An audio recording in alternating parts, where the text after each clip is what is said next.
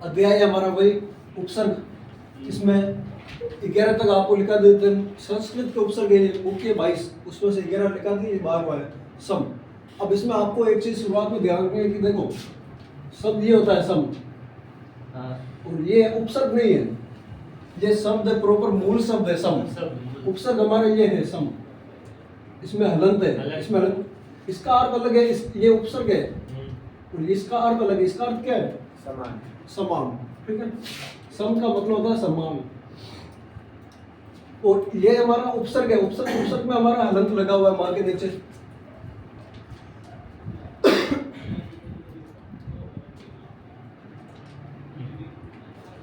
तो यहां पर ये है उपसर्ग।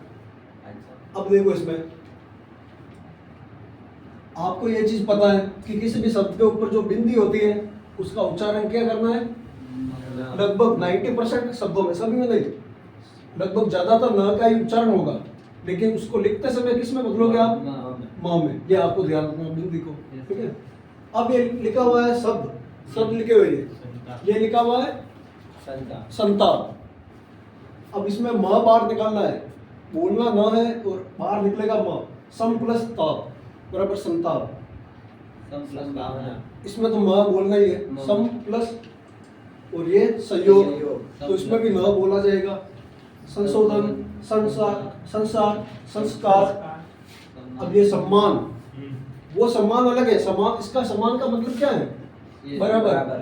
सम्मान का मतलब बराबर, जैसे मेरे लिए बॉयज गर्ल्स समान है, बराबर है।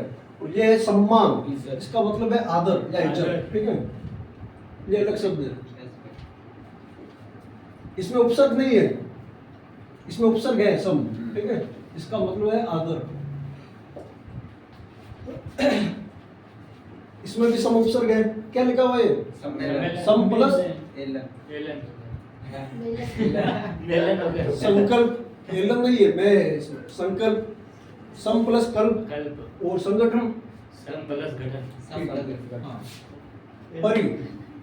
परि में ये बहुत ही सरल है, ठीक है। परिवार, परिजन, परिक्रमा, परिहास। इसमें याद रखना पर्यावरण में परि उपसर्ग है। परि प्लस आवरण। आवरण का मतलब क्या होता है?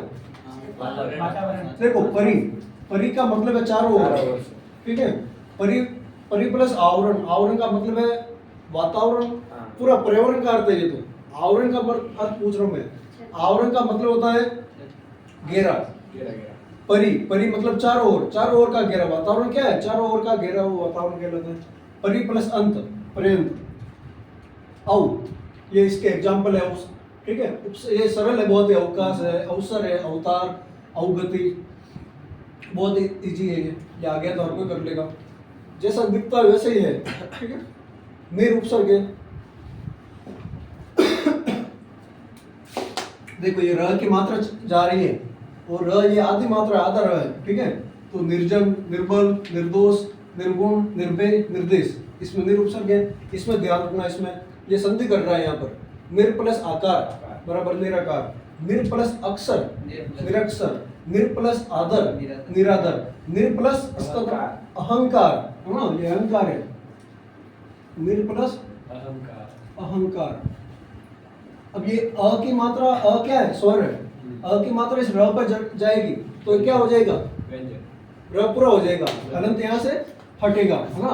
तो निर प्लस अहंकार बराबर निरंकार हो गया, ठीक है। ये र, इसमें अ की मात्रा है र में, और आधा र है। आधा र मतलब ये नी है ही आगे। दूर, इसी प्रकार ये भी है, ऊपर र की मात्रा जा रही है। दूरदशा,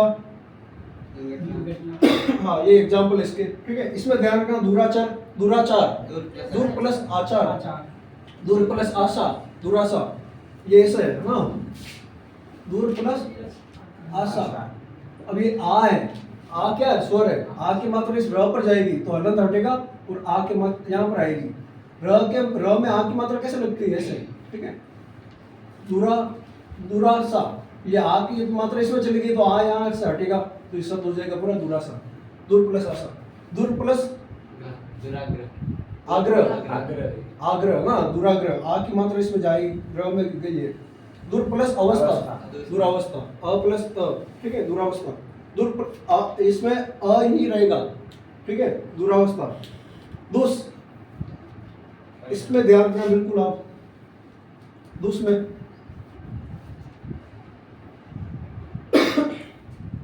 देखो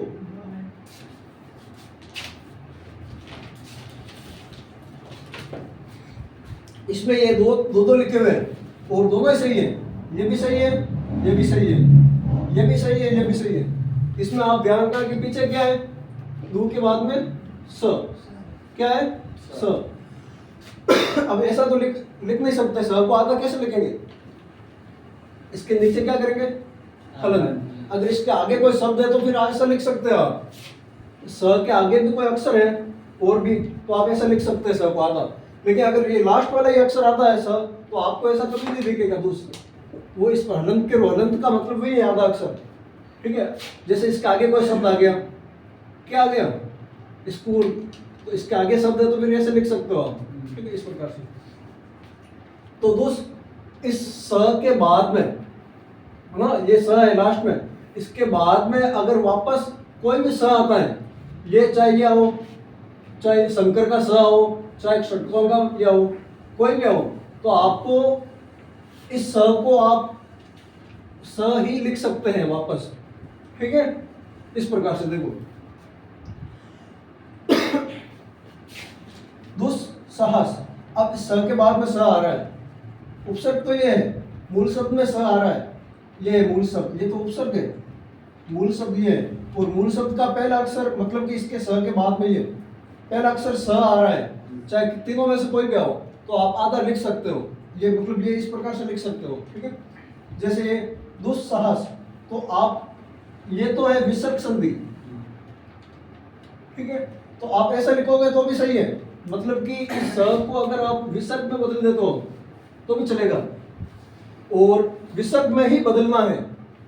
लेकिन प्रॉपर कब लिखोगे, जब इसके आगे इन तीनों में से कोई, इससे शुरुआत, मूल शब्द की शुरुआत इन तीनों में से किसी अक्षर से हो रही है, तो आप ये लिख सकते हो, और नहीं हो रही है तो फिर आप विसर्ग लगा दो आगे। दुस्साहस में स से शुरू हो रहा है तो ये लिख सकते हो आप, दुस प्लस साहस, और ये नहीं लिखो तो स को किस में बदलना है, विसर्ग में, ठीक है, दुह प्लस साहस, ये भी सही है, ये भी सही है। देखो दुस्शासन,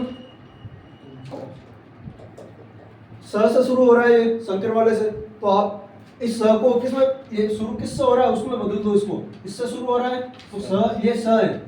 आपको एक ही चीज ध्यान में रखनी है कि आपका कोई भी अक्षर, चाहे ये इससे शुरू होता है या इससे शुरू होता है या इससे शुरू होता है, तीनों में से किसी से भी शुरू होता है, ये उपसर्ग हमेशा ये है, ये याद रखना आप, ये नहीं है, ये नहीं है।